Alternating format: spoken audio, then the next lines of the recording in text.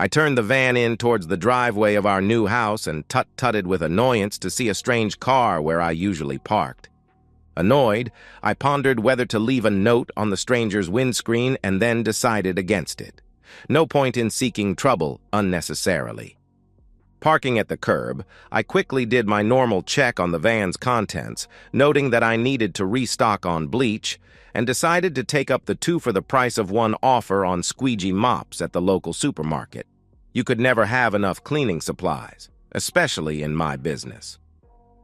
I slid the side door of my white van closed and, as always, felt a smile on my lips as I looked at the sign on the side. Arthur Smith, the cleanest of clean. That was me, Arthur Smith, and cleaning was my game. I was really good at it and had references from a lot of people to back me up on that. Wondering who was visiting Penny, I opened the door to find my wife of 4 months seated crossways on the lap of a big, dark-haired man dressed in jeans and what looked like a vest. I wasn't really up on the latest fashions, so it might be a cheap, beer-stained undershirt, or it might be a designer item from a top boutique. Who could know? "Penny?" I said, my heart beating faster than normal. "What's going on?" She looked at me for a moment, and a series of expressions crossed her beautiful face. Shame, fear, anger, contempt. They all appeared and disappeared again like a series of slides projected on a screen. I'd spotted her at a charity ball, seen her face, and honed in on her straight away. She was so pretty that there was a throng of chaps around her, all eager for her attention. Rich chestnut curls framed a gorgeous face with its pouting lips, small straight nose, and huge blue eyes. A long neck descended to a generous chest on which perched 2 of the sweetest and most generous breasts I'd ever seen. Below that, a pinched-in waist led further down to promisingly fecund hips and long legs that made every man in the room envision them wrapped around him. Of course, I was punching way above my weight class with Penny. I was 32, 5'8", and weighed 165 pounds, with thinning brown hair and blue eyes and an average build. However, I did operate a very successful cleaning business and had clients from all levels who loved the meticulous care I put into my practice. I like to think of it as a practice rather than a business, a bit like a doctor. I am a professional, after all, and I'm proud of my work. One of those clients had passed on an invite to the charity ball, and seeing Penny made up for the fact that I'd had to buy a tuxedo, especially for the event. Somehow, I'd managed to make an impression on her. I know I'm almost perfectly average, and in fact, if the stats of every white man of my age were averaged out, I think I'd fit into that description to a T. I like to think that it actually made me unique, as almost nobody is, in fact, average.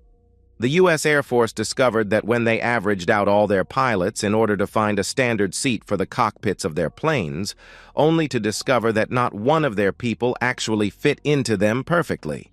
I do have confidence and a winning way with words, and I managed to whisk Penny out of her group of admirers and onto the dance floor, where I showed her what a year at a dance studio could do.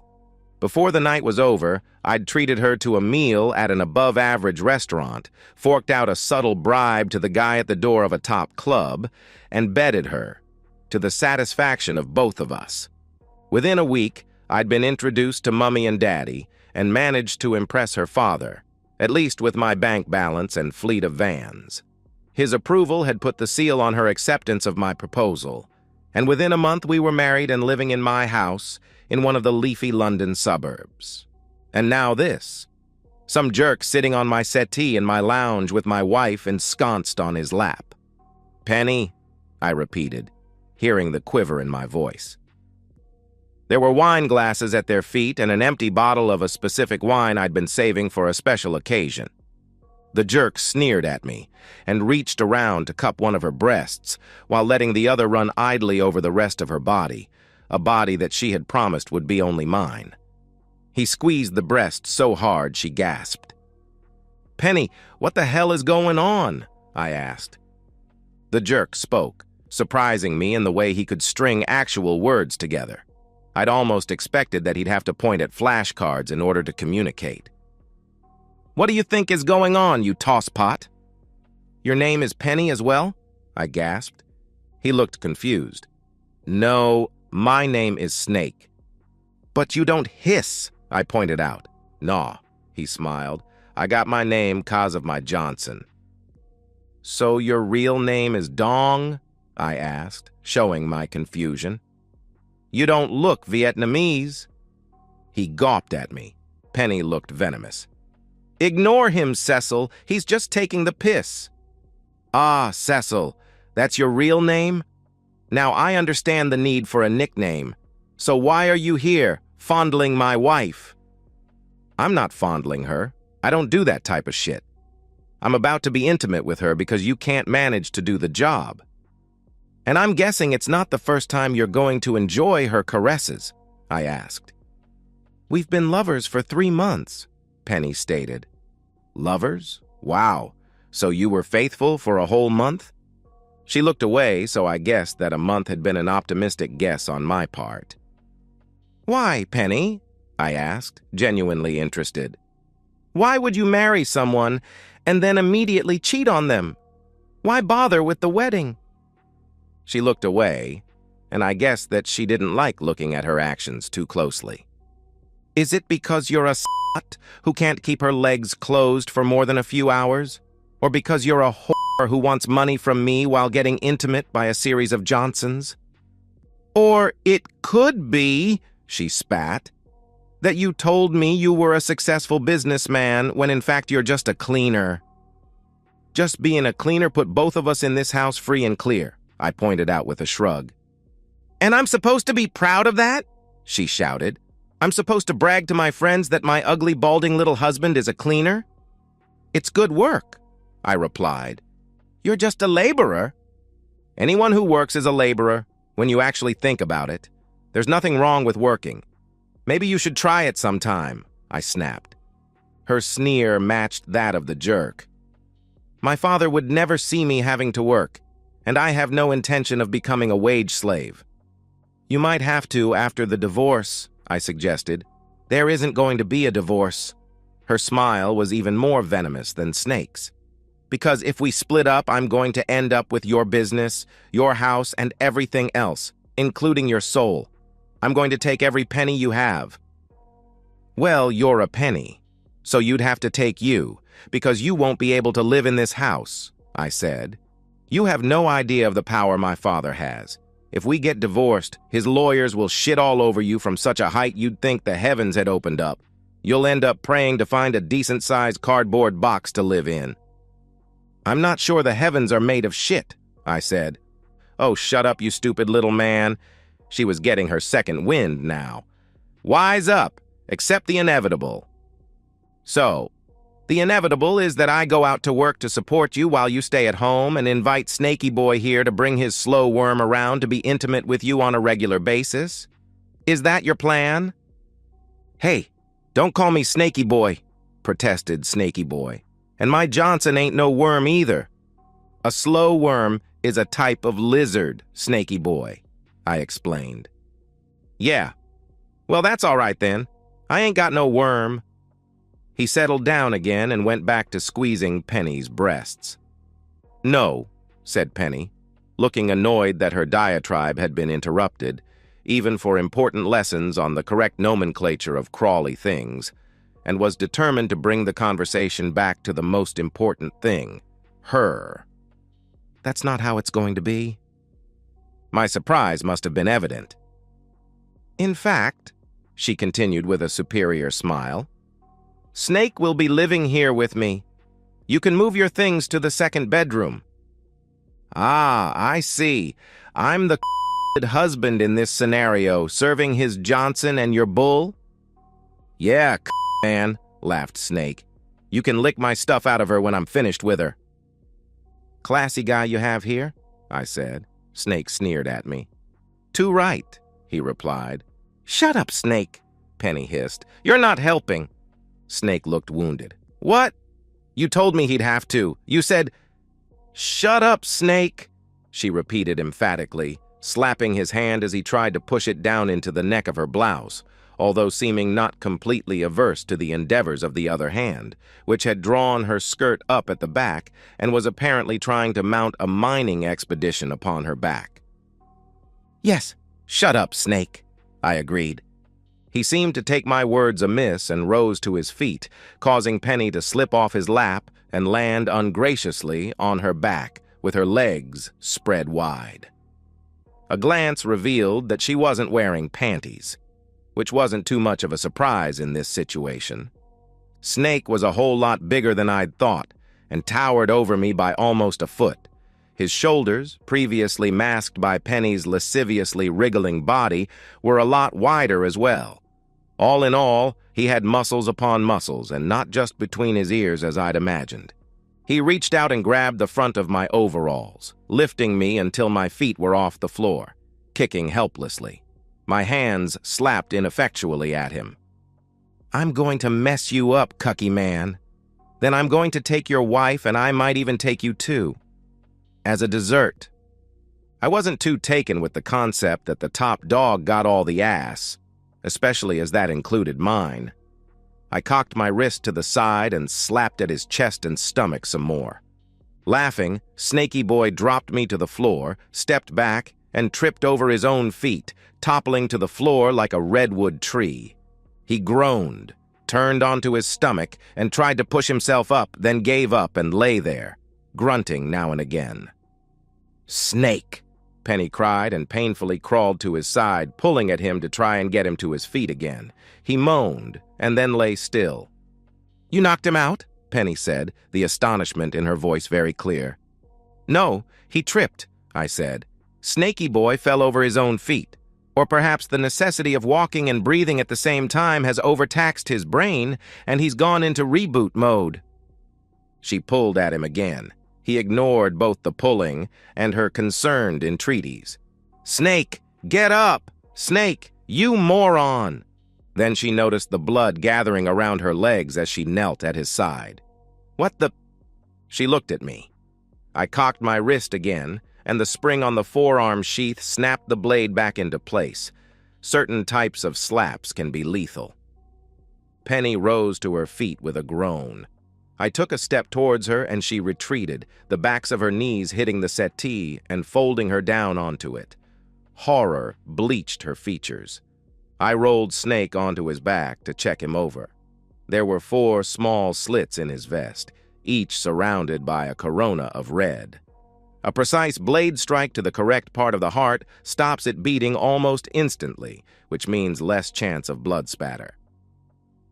"Despite what you might think," I said conversationally, noting with satisfaction that his eyes were half closed and were looking in 2 completely different directions.